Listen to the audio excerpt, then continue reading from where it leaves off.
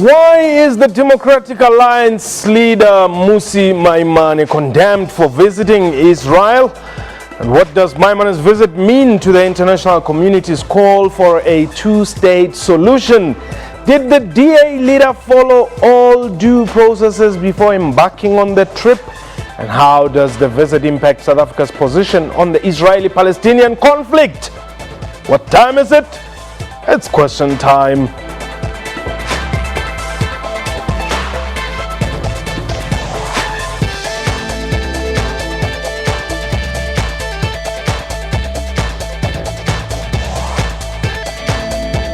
Khotong and welcome to the show. My name is Mmusi. The Democratic Alliance leader Mmusi Maimane's visit to Israel and his meeting with the Israeli Prime Minister Benjamin Netanyahu has triggered mixed reactions. The DA says the visit was aimed at listening and learning about the Israeli-Palestinian conflict and the role that South Africa could play in assisting both parties to resume peace talks. His meeting with Palestinian leader Mahmoud Abbas was cancelled because of a scheduling issue. The visit comes a few weeks after the DA-led Tshwane Metro Mayor Mmusi Maimane's trip to Taiwan. The visits have put the main opposition on a collision course with the African National Congress. The ruling party has issued a scathing attack on both Maimane and Msimanga and accused the DA of running a parallel government. The ANC has over the years supported the Palestinian people's struggle for freedom. We are live, and therefore you can call us and air your views. The numbers to dial 089-110-4210, 089-110-4210. Our Twitter handle at QuestionTime24. Now, my guest today, Mohammed Desai, is the national coordinator at Boycott, Divestment and Sanctions South Africa, that is BDS-SA. And joining us from our Hatfield studio is Stephen Mokhala, who is the Democratic Alliance Shadow Minister for International Relations, and we will be talking to him as soon as our lines are clear there. Mohammed, let me welcome you to the show. Thanks so much for having me. I would have wanted to get the DA's response first, for them to tell us why they went to Israel. But as soon as we get them on the line, we'll be able to get that. But you guys came out guns blazing. Why do you attack a man for meeting with the leader of Israel, whereas he is still going to meet with the president of Palestine? Well, firstly, we'd like to congratulate the Palestinians on opening up its embassy in the Vatican just this past weekend. After all, Palestine is the birthplace of Jesus Christ and of Christianity.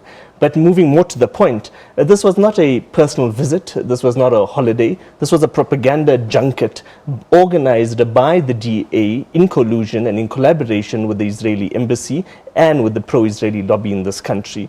During the 1980s, we had David Cameron, for example, coming from the UK on one of these propaganda visits to apartheid South Africa, claiming that he wanted to listen, claiming that he wanted to learn. He came here ignoring the advice of the African National Congress and the Liberation Movement, who demanded for him not to come on this propaganda visit, which was organized at that time by the South Africa Foundation, one of the organizations trying to break the sanctions against apartheid South Africa. Yeah. This current trip takes place in the context of the Boycott, Divestment and Sanctions campaign, which was launched in 2005. Recently, as many viewers may be aware, a controversy and a scandal broke out in the UK, where the Israeli embassy has been implicated in propaganda trips for politicians from the UK Parliament to the State of Israel. It seems a similar tactic is being used here in South Africa, and BDS South Africa wasn't the first organization to condemn this propaganda trip by the DA. The first, of course, was the governing party of this country, the African National Congress. But now I'm saying, the man says, yes, I've meeting with the Israeli leadership, but I'm also going to meet with the Palestinian leadership. Well, today the Palestinian embassy in Pretoria released a statement saying that they received no communications whatsoever from the Democratic Alliance asking for a meeting with President Abbas or with any other Palestinian officials. In fact, the embassy goes on to explain how the Ministry of Foreign Affairs in Palestine had indicated that no meetings had been arranged with any Palestinian Authority official at any level, and that no meetings were going to take place with the DA because correct channels weren't followed. So are you saying the DA lied to us? I'm not saying. I'm saying that the embassy released a statement clarifying the situation. I don't want to accuse the DA of lying. Other people are making that allegation, but it's up to South Africans to decide. But that was only said today. Absolutely. The statement came out because of certain allegations and claims by the Israeli ambassador in this country, and secondly, by Mmusi Maimane. You guys attacked Mmusi before the Palestinian Authority can even confirm that there was no meeting. I think we never attacked Mmusi Maimane. I think what we are discussing, what we are critiquing, is the DA accepting one of these propaganda visits to the state of Israel, ignoring the plight of the Palestinian people, a plight which our own former President Nelson Mandela cherished, a plight that Oliver Tambo cherished, a plight that Archbishop Desmond Tutu speaks about. Okay, let's go to Pretoria studios there and just welcome the Shadow Minister of is it International Relations? Okay, now my point here. It is. Okay, thank you for having me, Mpo, and good evening to you and to your guest. Stephen, you're welcome. Now I'm hearing something new here, that there was no meeting scheduled between the DA and the Palestinian Authority leadership. Is that true?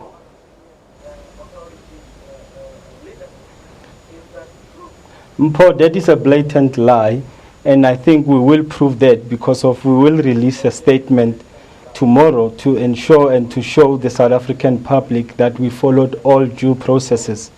We have been in contact and in communication via email with the Office of the President in Ramallah. So to say that we haven't been in contact, it's a blatant lie, and we refuse that, and we're going to be releasing a statement to that effect to show and prove what process we have followed and who we engaged.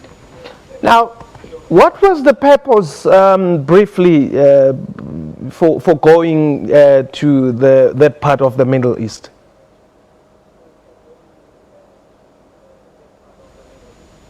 Sure. The process and the purpose was very simple.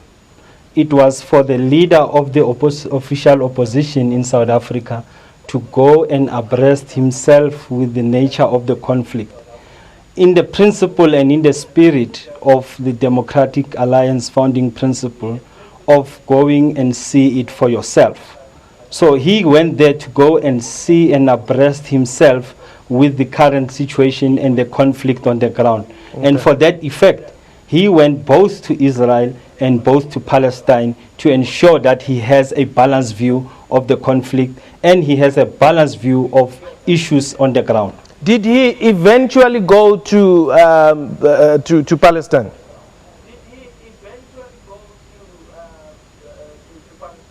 Yes, definitely. He did went to Palestine. Now, where are the pictures? Where are the tweets? To see the senior officials. Unfortunately, and the only hiccup was that he could not meet with Mahmoud Abbas because of the scheduling problems. However, before he left, the meeting was confirmed, but when he arrived, the meeting was postponed. Okay. But he made an effort to meet with the senior officials in Ramallah. He went to go and see the refugee camps. He went to see business people. He went and see investors. He went to the refugee camp. He went to the mosque. So he tried by all means to make a balanced visit. And he was definitely in Palestine. I still need the pictures. Rashad, you are in Gauteng. Welcome. Yes, thanks. My question is to the DA gentleman. During apartheid South Africa, and it's based on the comments he made earlier about going to see, going to experience, looking at the sides, the idea of constructive engagement with South Africa at the plight of apartheid was seen as a reactionary move. What then is the difference with the DA choosing not to abide by the call to boycott Israel and going with this idea of constructive engagement, is that not also a reactionary decision that favors the Israeli agenda and legitimizes the current situation that Israel is guilty of pursuing? Thanks, Rashad.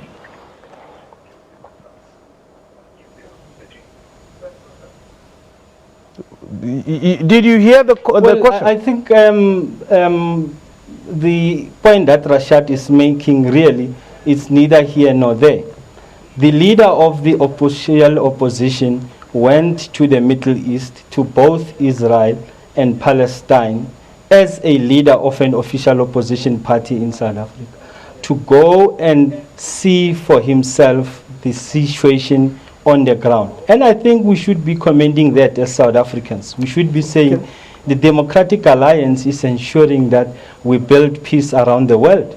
And how do you build peace? By going and seeing the conflict at your own disposal. Okay, and where else did he go in Israel besides meeting the Prime Minister? Because of all he did was to go there and try and build peace. Where else did Mmusi Maimane go besides meeting the Prime Minister in Israel?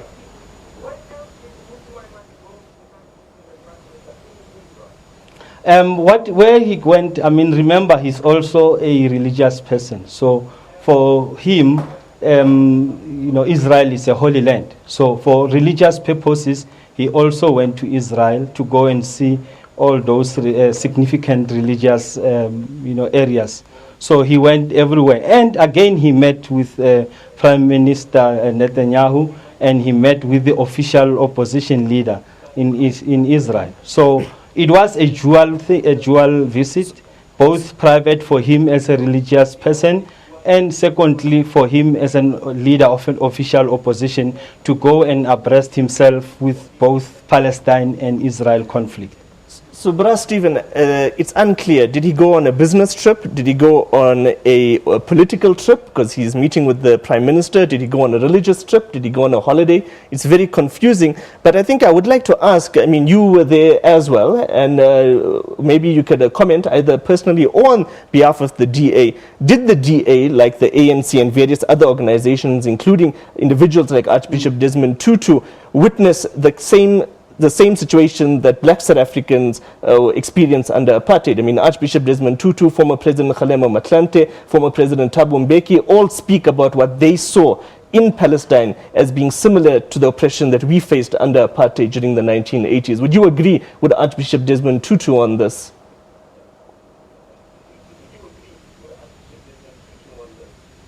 It is always convenient, and for us South Africans, it's always emotional once you start to begin to speak about apartheid, But the fundamental and the significant point is that both the South African government and ourselves as the official opposition, the Democratic Alliance, we agree on the foreign policy principles for both the Middle East conflict. We agree on a two-state solution. We agree on Palestine and Israel as neighbors living side by side in peace. We believe in conflict and peaceful resolution of the conflict. Yeah, so to compound the issue and the problem, because of the issue at hand here, is that we become incredible and we lose credibility. So you agree if we are seen to be let me take all we need to do as South now. Africans Steve? is to ensure that we take a balanced view for the conflict to be resolved. Okay, fine. We've got Abraham on the line, but before I take Abraham, I want you I would have loved you to tell us what did you see, because he's saying that the other leaders that he has referred to, Kgalema Motlanthe, Thabo Mbeki, Desmond Tutu, did you see the repression of the Palestinian people?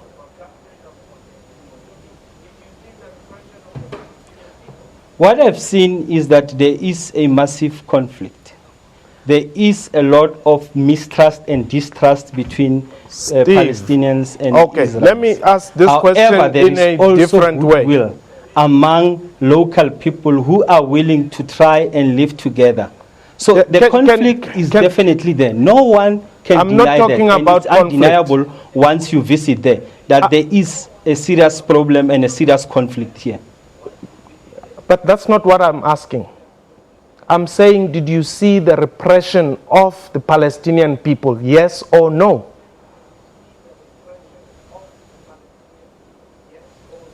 What I've seen is two people who are distrusting and mistrusting each other. Okay, fine. You saw two people, Steve. It's okay. You saw the two people, but I'm talking about one. There is goodwill amongst those who would want to build a peaceful resolution. Okay, let me take Abram. Abram, I'm sorry to keep you holding. Welcome. Hello. My concern here is for the DA. Didn't they anticipate when they go to Israel to know that the people of Israel are like the South Africans that were oppressed, and like us, the people of Palestine want to be free? Did they consider that when they Mmusi Maimane went to Israel? No, he saw two people who want to live in peace. Steve, please respond to that.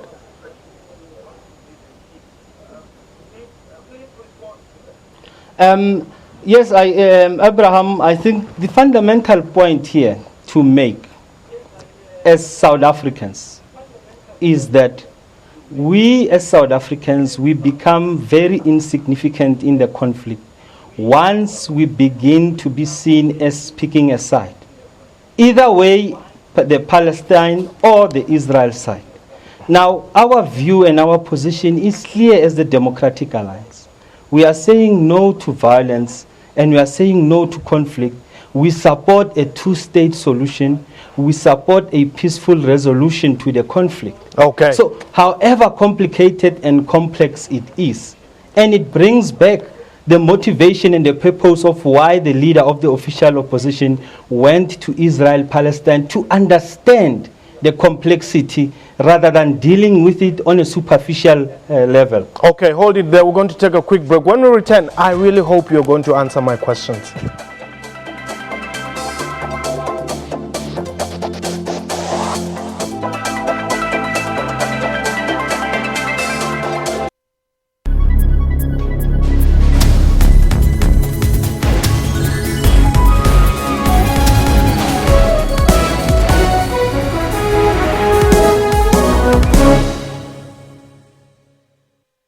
As Africa becomes the new business frontier, bursting with opportunity and hope, with its rich natural resources and continental diversity, 11 million managers require development of executive management and business skills to unlock Africa's potential. Mancosa graduates have been driving business, entrepreneurship and innovation in Africa and the world. Mancosa.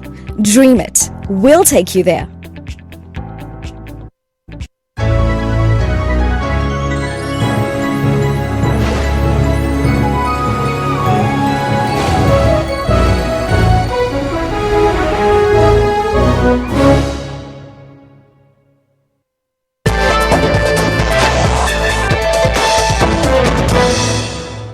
Welcome back. You're still watching Question Time, and indeed you can call us. The numbers to dial is 089-110-4210. My guest, Mohamed Desai, he's the National Coordinator at Boycott, Divestment and Sanctions South Africa, BDSSA, and from our Hatfield studios, Stephen Mkhala, he's the Democratic Alliance's Shadow Minister for International Relations. Let's go to our lines there. Is it Erasmus? Erasmus, you are in Gauteng. Welcome. Yes. Good afternoon. Yes. Thank you for having me on the show. You're welcome. Okay. I would just like to ask the gentleman from DA. We all know that pictures don't lie. In as much as they came out on Twitter with the pictures of Maimane meeting the other party, they should also put on social media the other pictures so that we can see pictures don't lie. And then my second question is, what is his position on the increased illegal settlements that Israel is continuously building? We want to know his point of view on that. Right. Did you hear the question, Stephen? Okay. Yeah. Thanks very much, Impo. Thanks, Erasmus. It was about the pictures and the settlements. I think the first thing on the pictures, to clarify, the leader of the official opposition did not go to Israel and Palestine to take selfies. That is the most important point to make. The pictures that you saw on Twitter were taken by the Ministry of Communications of the Israel government. So it wasn't taken by us to show that we were there. In any case, it was not a secret mission. So the pictures issue is an issue that was taken by the Israeli government, and we've got nothing to do about that. Secondly, on the issue of the settlements, I think in December, in early December, late November, the United Nations has made a pronouncement on that. They've made a resolution on that. And I think the issue of the settlement is part of the compromise that both Israel and Palestine should get to for a two-state solution. And I believe that if the two parties sit down around the negotiation table, they can be able to ensure that they can bring together those issues and see how do they go forward and resolve the conflict. So the UN has made a pronouncement on the settlement, and I think we as the Democratic Alliance, because obviously we follow and we accept the United Nations resolution on this issue. Stephen, you are the spokesperson or leader or head of the international relations within the DA, am I correct?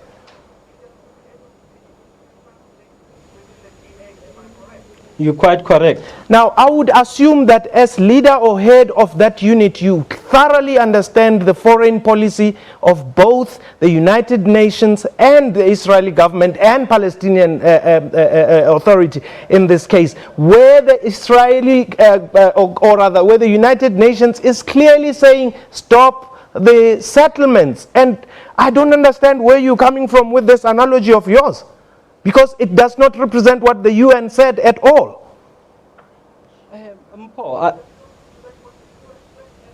Mpo, I don't think that you understood me or you're getting me, and that is the problem when discussing the Israel-Palestine conflict. Somehow people just get emotional. I'm not being emotional, but I'm not understanding what kind of a head of international affairs as the are you who does not understand the basic policies of the UN. Following, and we accept the United Nations resolution on the issue of the settlements. So it is saying, confusing, wait, Stephen, can I be listen. Can I be? Listen, Stephen. The UN is saying stop the occupation or stop the expansion with those settlements. Is that what the DA is saying? We agree with the United Nations resolution, and that's what the resolution is saying. So I don't understand where the confusion is. I said we abide and we accept the United Nations resolutions. And that resolution, if it says Israel must stop building settlements, we're saying yes. Is that so? What Mmusi Maimane told the Israeli Prime Minister?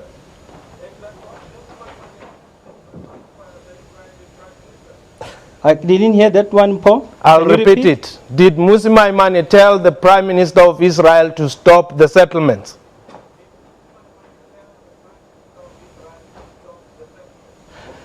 There are issues that Mmusi Maimane discussed with Prime Minister Netanyahu.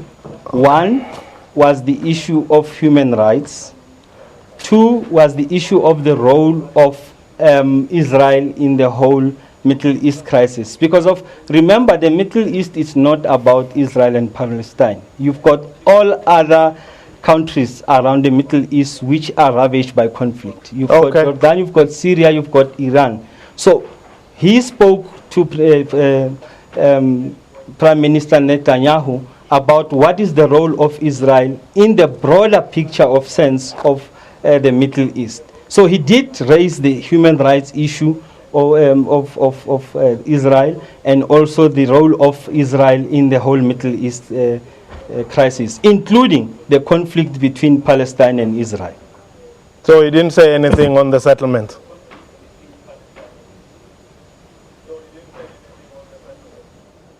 Well, the issue of the settlement is a matter of the United Nations pronouncement. Okay. And what he said to the Prime Minister is to say the United Nations has made a pronouncement and made a resolution, and it's very important that Israel try and engage the United Nations and try and engage the Middle East process. In particular, he asked him whether he will be participating in the Paris process to try and find a resolution and to encourage him to participate in that Paris resolution.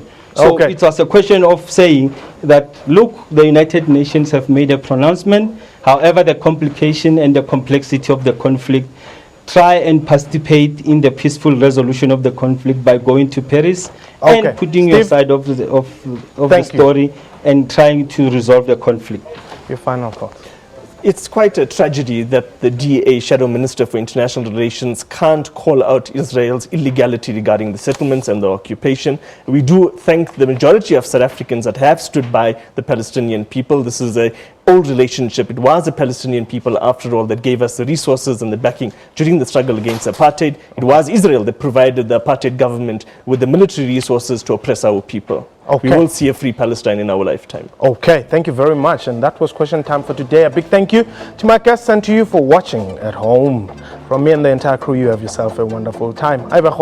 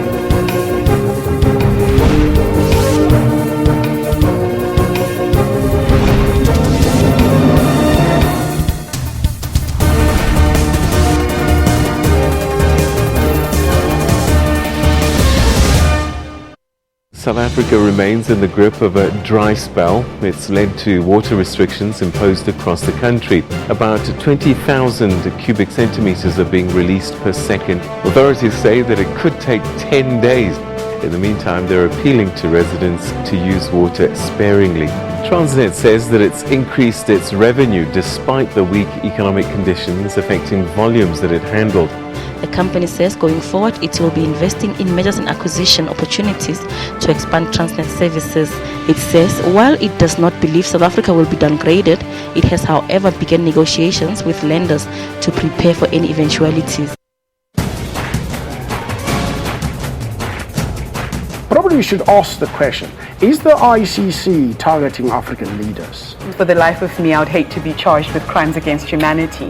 Very few people can deny nor ignore that there are crimes being committed on the African continent at this very moment. Now, we need to be able to hold people to account regardless of where they are from. South Africa has a body of international law that it's committed itself to, that seeks to counter impunity in the world when it comes to gross human rights violations. In this specific instance, we have a problem. By the way, you must remember that South Africa has a law on extradition and mutual legal assistance that enable us to extradite any fugitive of justice from anywhere in the world so that they can stand trial for whatever crimes.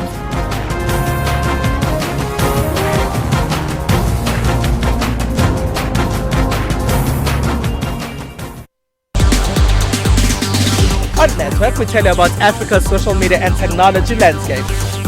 21st century economies rely on technology to truly thrive. We have quite a comprehensive portfolio of interventions in the tech entrepreneurship space. And Africans are using tech and social media to solve the continent's unique challenges. App Nigeria is an online marketplace. Radio Vibe is a social media platform for radio music. That's Network with me, Spumelele Zondi, every Sunday at 7:30 p.m. Central African Time.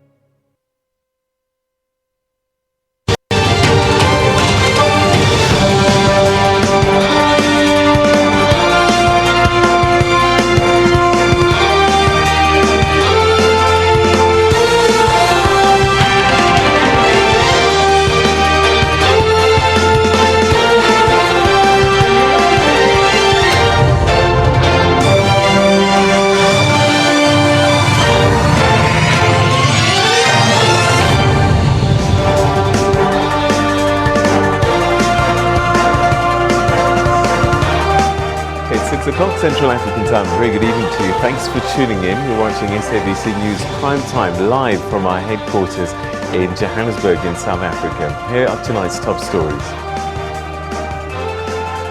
US car maker Ford has announced a recall in South Africa of some of its Ford Kuga SUVs. Relief for some municipalities in the northwest as they make a plan to settle their Eskom debt, whilst municipalities in the Free State have been spared. Angry students from Central Johannesburg's college's Alexandra campus protest the transfer of some courses to the Parktown campus. All right, those are our headline stories. We'll look into more detail for you a little bit later on. In fact, one of those stories Francis is going to be looking at in the next half an hour as she looks at business. And Francis, this Ford Kuga thing is becoming a hot potato for them, excuse the pun. I think the reputational damage